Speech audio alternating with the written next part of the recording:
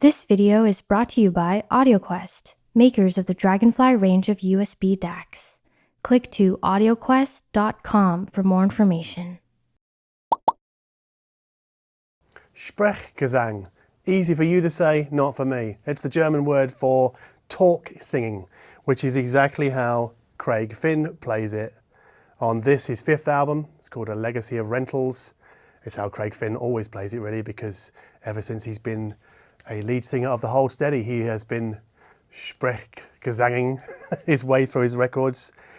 Really lovely records because they tell great stories about real people and not in a contrived way. There's a heavy sort of Springsteen influence on the lyrical content, not on the music itself. And yeah, this is another great, interesting record.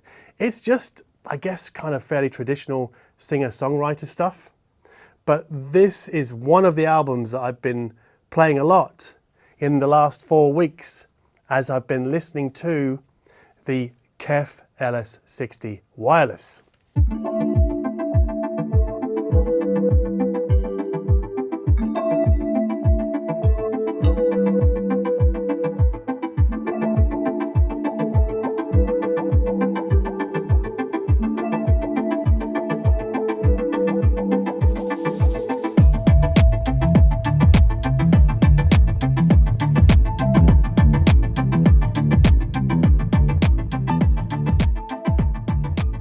Now, obviously, I haven't been sat on my couch listening to music through these speakers with a furrowed brow 8 hours a day for 4 weeks. I did do some of that, of course. But the whole point of listening for 4 weeks is basically for casual listening. And then casual listening allows me to live with these speakers. And that's important, especially for a speaker like this, because it's a streaming active loudspeaker. It's all in one. And you kind of want to tease out any quirks if they exist. So I can tell you there are 0 issues with the KEF control app. And if you want to see how that works, then I recommend you go and look at my LS50 Wireless II video. There are also 0 issues with the HDMI eARC connection to the Samsung Frame 2022 edition that you see behind me. Although I do miss the touch panel on the primary speaker that we get with the LS50 Wireless II that we don't get with the LS60 Wireless. And the niggle that I found from living with these speakers for several weeks is that very occasionally, maybe once a week, the right hand, the secondary speaker, drops its connection to the primary because I've got them connected via wireless. And it drops it for about 10 seconds. It's only happened 3 times, so not enough for me to reach for the Ethernet cable and use that as the interlink. I'm hoping that KEF are going to fix this with a future firmware update, if they haven't already, because I did update them again yesterday, so I haven't really had enough time to check that update to see what that's brought to the party. I also hope that eventually, it's not ready yet, but eventually the firmware update will come that will bring room readiness to these loudspeakers. The other benefit of living with a loudspeaker for several weeks is it gives me a much better handle on their sort of overall gestalt. So these speakers, the KEF LS60 Wireless, are what I call clean, but not squeegee clean, speckless, and punctilious. These speakers are meticulous with their retrieval of detail. They are delicate in their handling of microdynamics. And they're also for somebody who likes the idea of accuracy, but not to the extreme. Most noticeable of all is how large the KEF LS60 sound, but we'll be coming back to that later.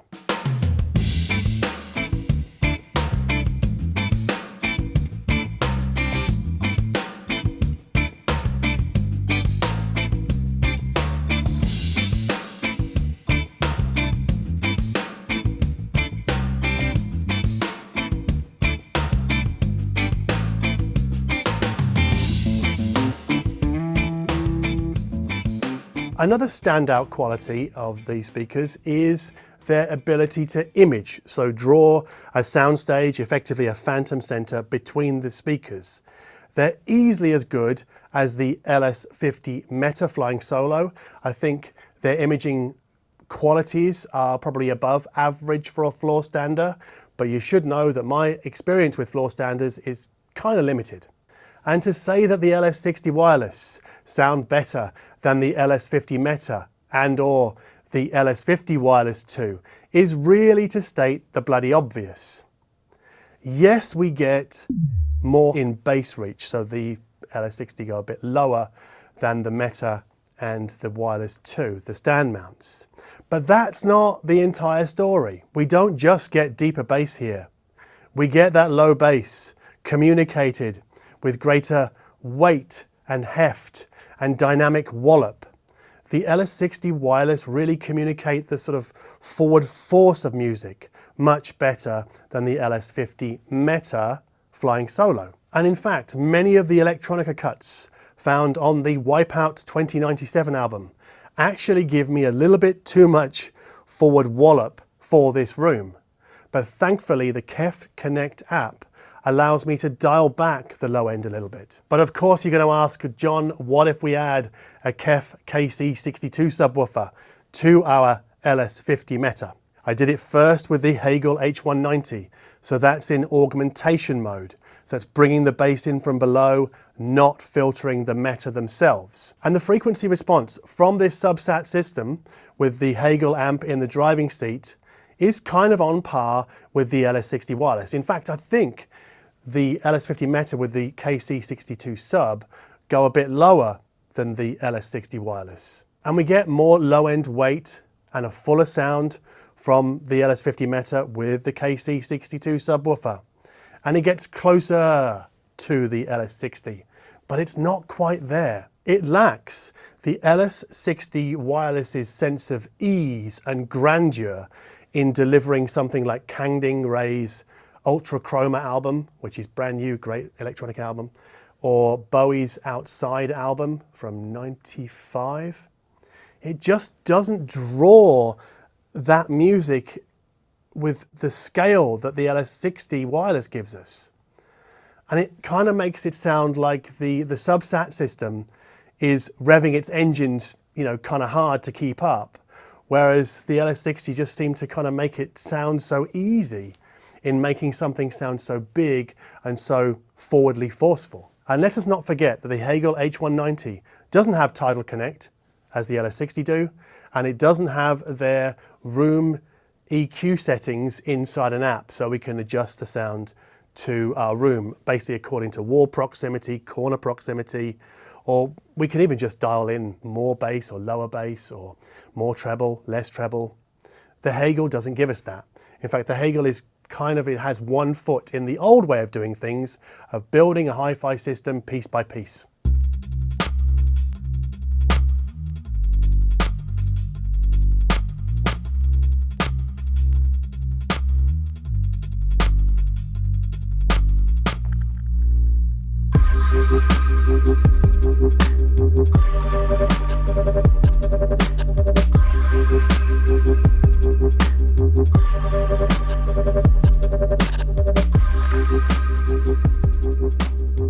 But what if, instead of using the Hagel, we use an amp that can integrate the KC62, it can high pass filter our LS50 Meta, and then room correct the whole lot? Because that's exactly what the Lyngdorf TDAI-1120 does. And that was my next comparative system. Before we get to that, some of you will want to know, why not two KC62s, John? The answer is simple. I don't have two, I've only got one. The whatabouters amongst you will also want to know, what about the KEF LS50 Wireless II plus the KC62? Now here's the thing, for me, the LS50 Meta, I think, are actually a slightly better speaker than the LS50 Wireless II when paired with the right amp. And the right amp, when integrating the KC62, is that Lyngdorf. And when room corrected, a passive LS50 system, to me, sounds a bit better than the LS50 Wireless II. Wow, that's super convoluted, isn't it? And yes, our Lyngdorf LS50 Meta KC62 system is more expensive than an LS50 Wireless II with a KC62. Yes, it is. But that brings it closer, the whole system cost, to the asking price of the LS60 Wireless.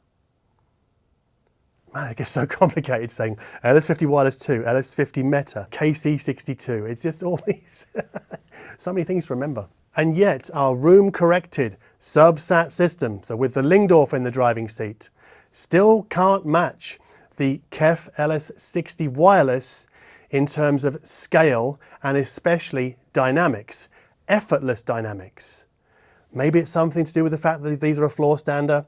Maybe it's something to do with the fact that they have the single apparent source bass drivers all aligned with the UniQ driver on the front. Maybe that's why the LS60 Wireless just sounds so effortless in delivering dynamic drama. And that dynamic drama is what led me to our next comparison.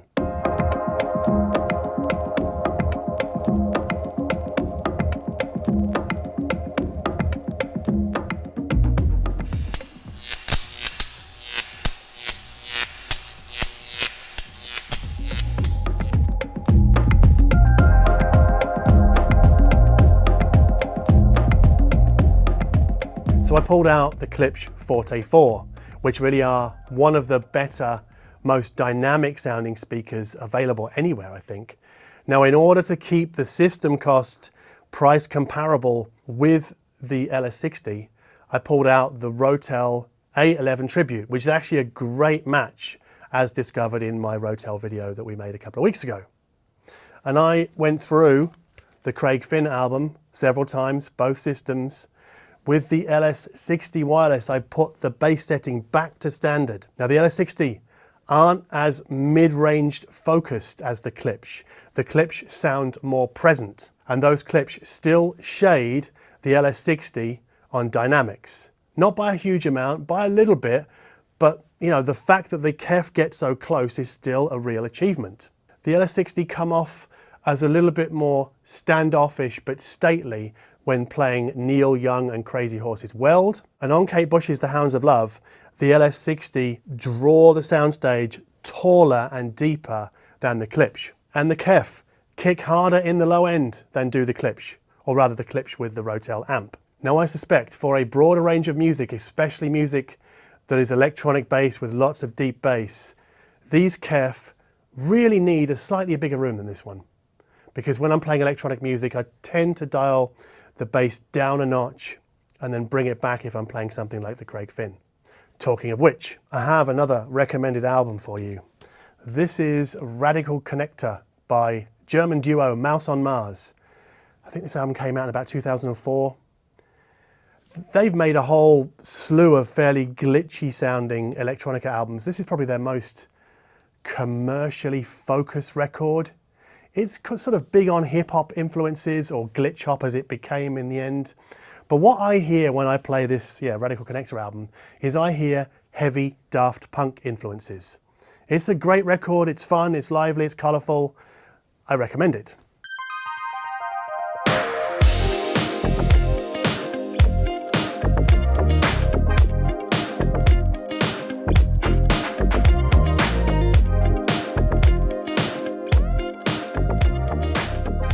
Olaf just reminded me that if I'm going to say something is recommended, I should really say it is highly recommended. So yeah, Mouse on Mars, highly recommended. There you go. Crucially, for people that are into home theatre as much as they're into music, I think the LS60 are a better choice than the Klipsch. Now maybe this is because the Klipsch are somewhat coloured in certain areas, or maybe it's because the LS60 surface more detail than the Klipsch. I don't know. Or maybe it's because the Klipsch are somewhat held back a little bit by the Rotel amplifier. Again, I'm not quite sure. Besides, the Rotel doesn't have an HDMI eARC input, as do the KEFs. Now we could bring the Lyngdorf back. That does have an HDMI input, but that pushes our total system cost, i.e. with the Klipsch, to well over 8 grand. So beyond a sort of comparative tipping point, I think, for these floor standers. And yes, we could also spec the Hegel H190 with the Klipsch. And if we just compare that to the Lyngdorf, without the Lyngdorf's room correction engaged, the Hegel is the sort of fuller, richer sounding amplifier. But I'm not here to talk about which amplifiers work best with the Klipsch. And that's kind of the point really, isn't it? Because when you buy a pair of passive speakers, then your next really big conundrum is, which amplifier do I buy? And we don't have that conundrum with the KEF LS60 Wireless, because KEF have decided that the amplifiers inside are the best fit for the drivers. So they are fitted at the driver level. So we get one amplifier per driver, and each amplifier's output is optimized for each driver. You can't do that with a passive loudspeaker hi-fi system. And also the crossover is done in the digital domain.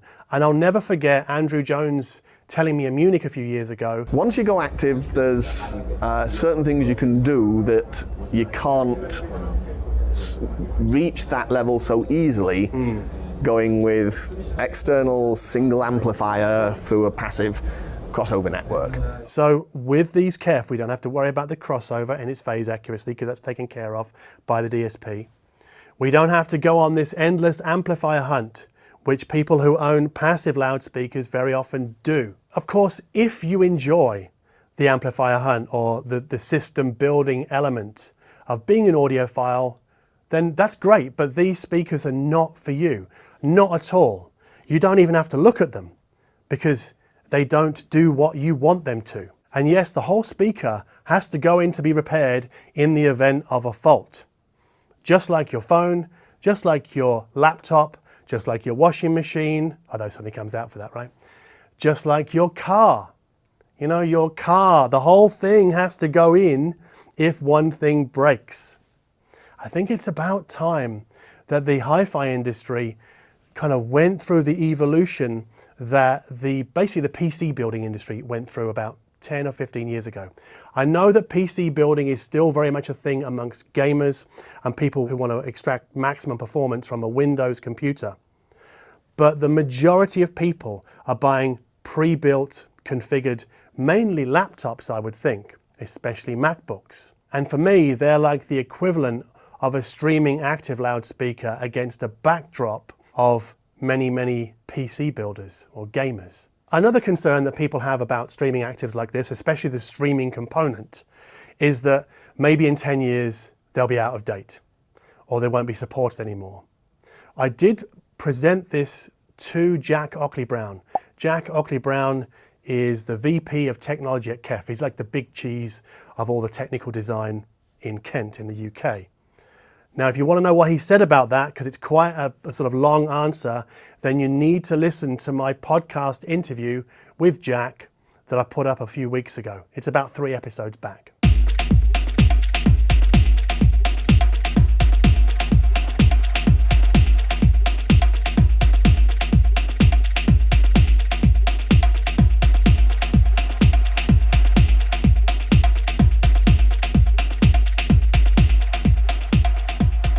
The LS60's effortless handling of scale and dynamics seems hard to beat.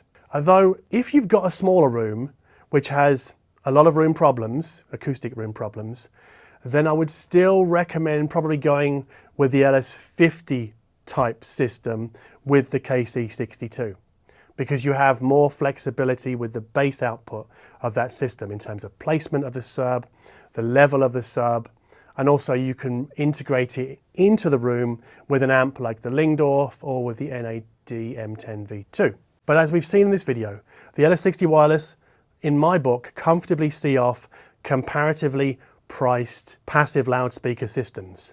I've even got a pair of JBL 4349 here, which I was running for a few days last week, just to see what they sound like really. But again, I think the LS60 Wireless, in many respects, but not all, trump the JBLs in performance.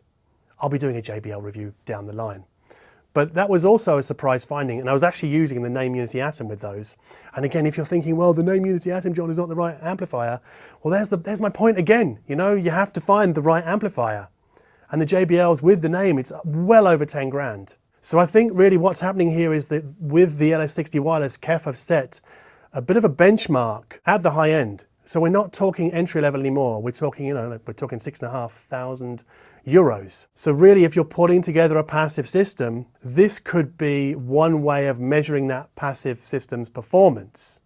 Again, obviously, if you like the passive system building process, then these are kind of irrelevant to you.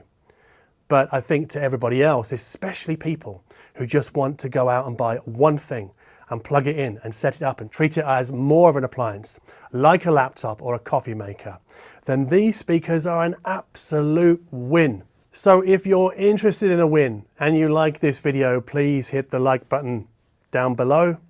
If you like my attitude to high-end audio, in that, yeah, I was talking about this with Michael Lavorgna last week, is that I have a split personality when it comes to hi-fi.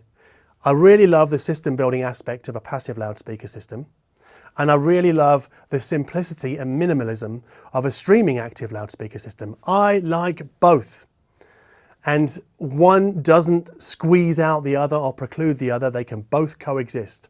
So if you dig that coexistence in my life, in the hi-fi space, maybe in your life as well, then please consider subscribing to this channel. And as always, thank you ever so much for watching.